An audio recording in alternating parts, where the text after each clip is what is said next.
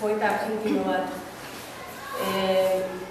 1980an nintzen, eta izan zen oso esperimentala hizkuntzarekin, gaztelerarekin esperimentatu zuen aitzindaria izan zen.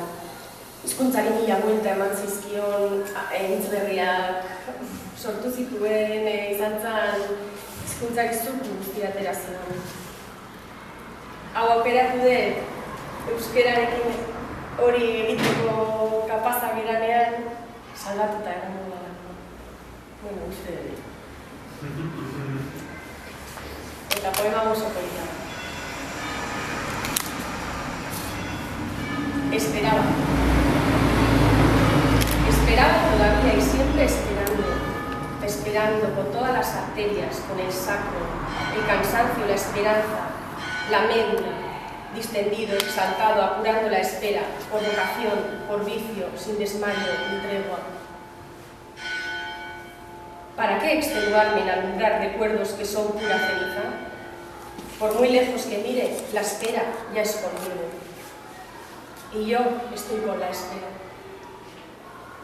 Escuchando sus ecos, asomado al paisaje de sus falsas ventanas, descendiendo sus huecas escaleras de rumbre, ante sus chimeneas, sus muros desolados, sus rítmicas goteras, esperando, entregado a esa espera interminable, absurda, voraz, desesperada.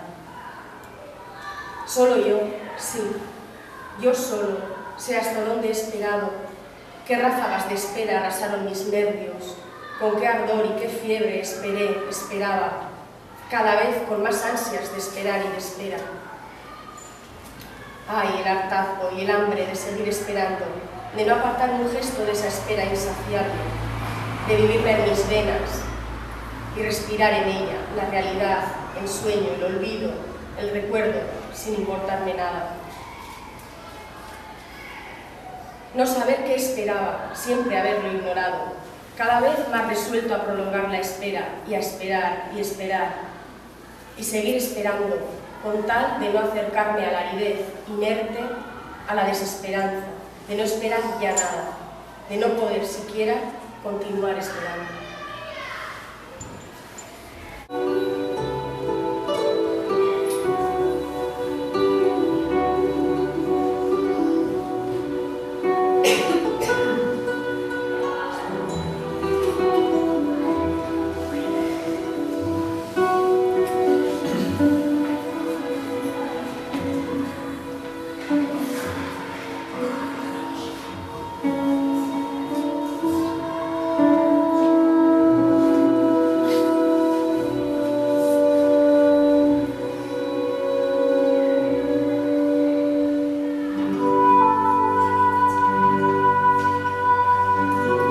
Zer da euskal kultura?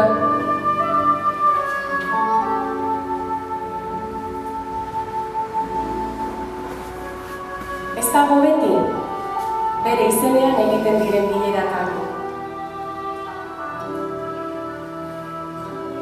Urtu egiten da, osasuna neurtzeko jartzen dizkioten termometroetako merkurioan.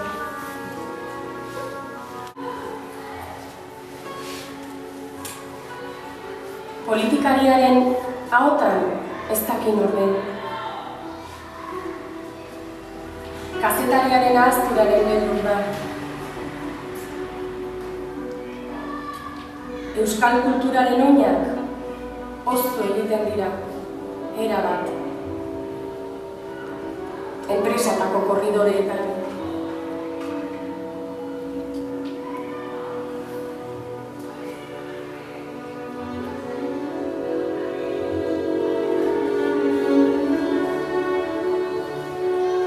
Nahi duguna ez bada?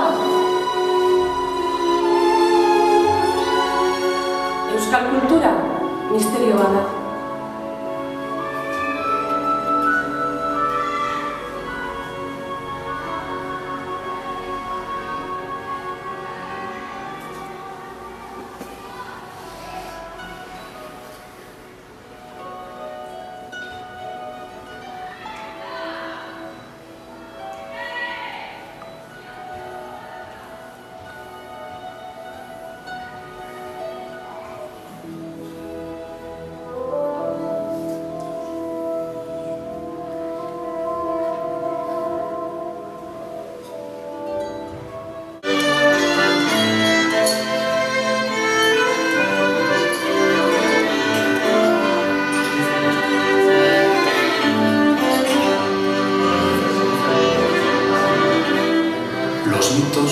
considero son imaginaciones para contar escondiendo, para conservar escondiendo, como una lata de sardinas las conserva escondiendo.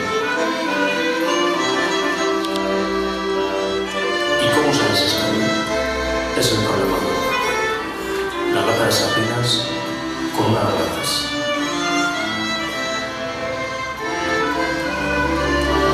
¿Cuál es la de latas para desesconder un mito? Para mí, funcionan, son las ideologías. Historias enlatadas son los mitos. Realidad, imaginación simbólica para ser conservadas escondidas.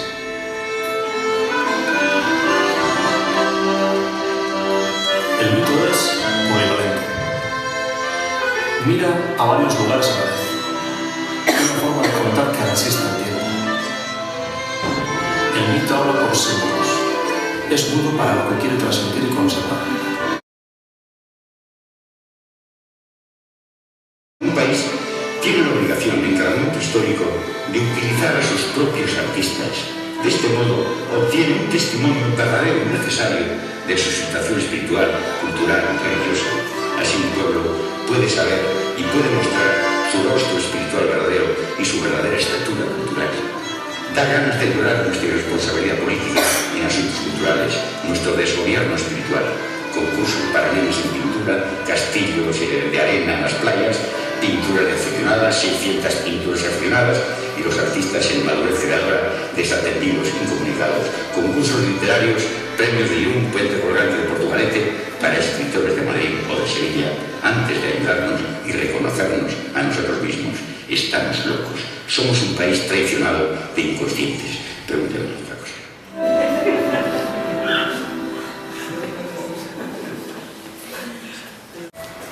Egia esan ez dut ezer irakurri liburukoa eta gauza berriak ziren denak liburuko arietatik tiraka. Baina bai irakurri behar dizuet, bakoitzak hori bai esperantzak, utopiak ez dakit, azkenean da zertan sinistu dezakezun edo nun gordez. Irakurriko dizuet nire utopia zein da, edo zein zan hau idazten ari nintzenean eta da Euslandia ikuina. Euslandia.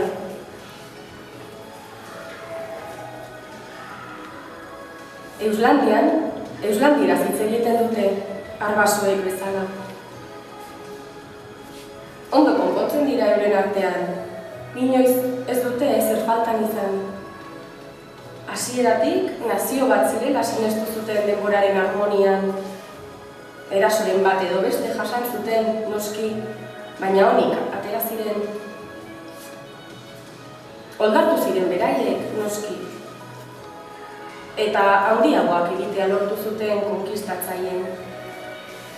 Historiaren jokoan konkistatuak izan ziren arren, garaikidetasunean lasai asko bizi dira, euren bakarrik dakiten moduan. Familia euslandiarrak osatzen etengabean, ezinbestean.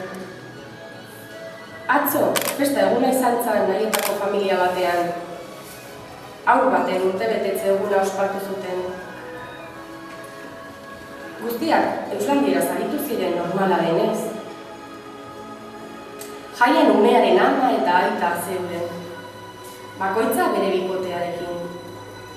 Bikote horien seme-alabak eta umeak batu zitzakeen ama, aita, osaba, izeba, lengusu eta lengusina guztiak zeuden. Berezkoak dituenak umeak eta maitasun berriek ekarritako denak. Diotenez, Euslandian guztiak diraia da senitarteko. Hainbeste maitatu izan dira, munduaren azkenean egingo duten festan, Euslandiar guztiak egongo direla.